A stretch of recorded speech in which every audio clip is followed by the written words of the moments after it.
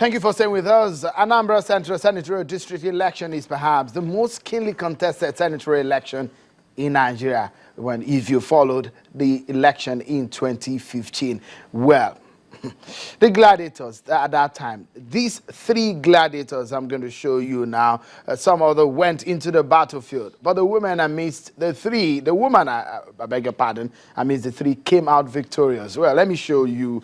Then the APGA candidate was Chief Victor Ume.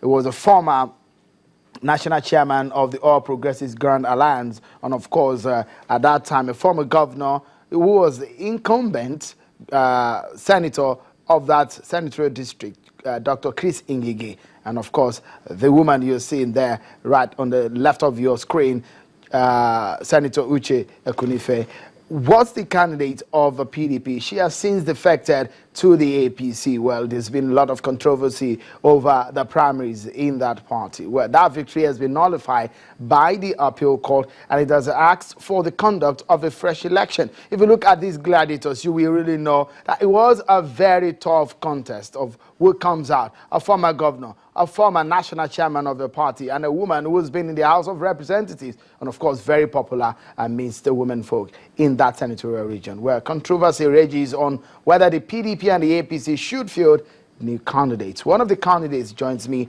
on the program. He is a former national chairman of the All Progressives Congress, APGA, and the candidate of the party for the Anambra Central Senatorial election. Chief Victor Ume joins us now. Thank you so much for coming on the program. Thank you, Sharon. Just that you are trying to join me to the APC. No, I beg your pardon. All Progressives Grand Alliance. I beg your pardon. Thank you very much. I just slipped there. Let me quickly show you some of the local governments involved in that election. Anambra Central District is composed of Oka North, Oka South, Ingikoka, Anocha, Idemili North, Idemili South, and Dunukofia. I'm very sure. Was I able to pronounce those local government properly? No, you've done well. All right. Those are the local governments there that are going to be voting later in February. South, Oka North. Yeah. So very much. So let's look at what Chief Victor Ume has for us on the program. Well, let me start by asking you. You are of the opinion that the PDP and APC do not have the right to produce or to go into any primaries, as you have even said that they've lost a chance of producing any candidate for the election. Why? Well, you see, each time I appear on this program and other programs, I always speak about what the law says. I'm somebody who is a stickler to rule of law, due process. If I will be part of anything, I will be part of something that is legitimate. And to background this discussion, it will be important to look at what the law says about situations like this, so that to get the context clearly. The Court of Appeal in Enugu on 7th of December 2015 nullified this election you've talked about, Anambra Central Senatorial District election, and ordered fresh election.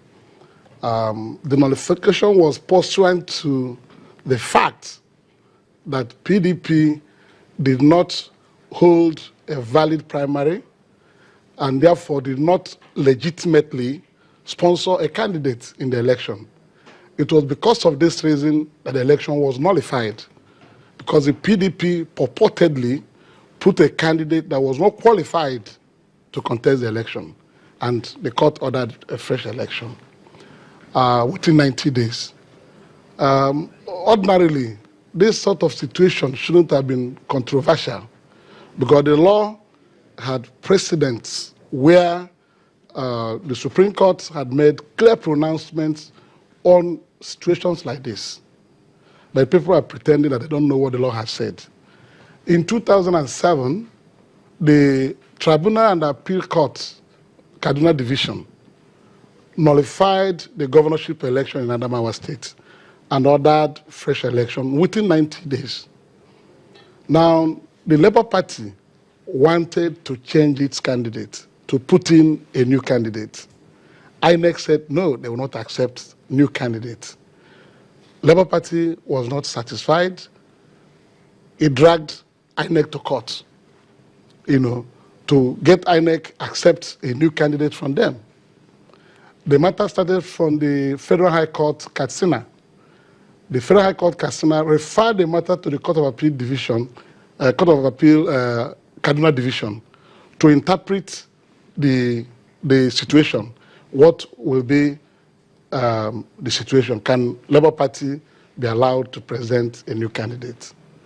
Of the Court of Appeal, in its unanimous decision, delivered through Justice Ayo Salami, who later became president of the Court of Appeal, said, no, you cannot do that. The only candidates that are qualified to contest the fresh election ordered by the Court of Appeal are the same candidates that participated in the nullified election. As at that time, the period for calling for nomination of candidates had elapsed. Therefore, nobody will go into that election again except those candidates that participated in the nullified election. It went clearly to state through an exhibit attached containing list of the candidates that took part in the governorship election of 14th April 2007 that was nullified. I said, only these people are the fit and proper people that will contest this election, no other person. Labour Party was not satisfied. It headed to the Supreme Court. And the Supreme Court, in a panel of just 5 justices, delivered its own judgment, affirming the position of the Court of Appeal, stating clearly that only the candidates that took part in the nullified election shall be the candidates that will take part in the fresh election ordered by the Court of Appeal. The leading judgment was delivered by Justice Tobuago. And Justice Aderemi of the Supreme Court, in his contributing judgment, said only the dramatis personae that participated in the nullified election shall proceed to take part in the fresh election ordered. So these are here, and I have, anytime I come, you always bring this. I bring it so that they don't say I am here to deceive listeners. Chief, a lot of people, have saying, of course, that you perhaps have your fears, especially with some of the candidates you're probably going to enter, that you might be losing in this election. That's why you're scared. These are people who are trying to run away from the issues at hand, the correct issue. I contested this election with these other 2 candidates you showed on the screen. But you lost to them. Listen, the final result of that election stood as follows. PDP, 93,000 votes. APGA, 86,000 votes. APC, 24,000 votes. I now went to the tribunal. Even though they have previously announced false results, they said PDP got 101,548 votes. APGA, 77,129 votes. When I received the results of the election certified by INEC, we re-added the figures and saw that the actual figures in the face value of the result sheet produced by INEC, that PDP actually got 93 votes credited to them. APGA, it's 6,000 instead of 77,000. PDP, 93,000 instead of 101,000. And the APC came from 20,000 to 24,000. I went to the tribunal. After looking at the result sheets, there were mutilations, alterations, change of figures, And I said, I cannot take this. I went to the tribunal and asked the tribunal to do a few things. One, to look at those result sheets that were mutilated. In some situations, the figures differ from copies given to agents from what they produced, with the same serial numbers. I said, this election cannot be accepted. And after discountenancing those fraudulent, mutilated result sheets where figures were changed, it was obvious that I was in the lead in that election. I told the tribunal to determine that I won the election.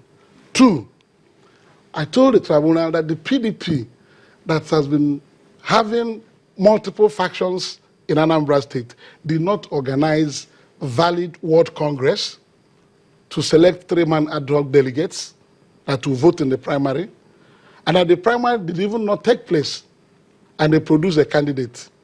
The candidate purportedly that contested with me. That was on the basis you won the appeal. Yes, I'm coming. Yes, these are the things I said. I said, look at these things. This is gross violation of the Electoral Act and the Constitution, because qualification is nomination is a key aspect of qualification. You must be validly be sponsored by your political party in accordance with the Constitution and the Electoral Act. I put it as a ground, and ask them to determine that the candidate of PDP, purported candidate of the PDP, was not validly nominated.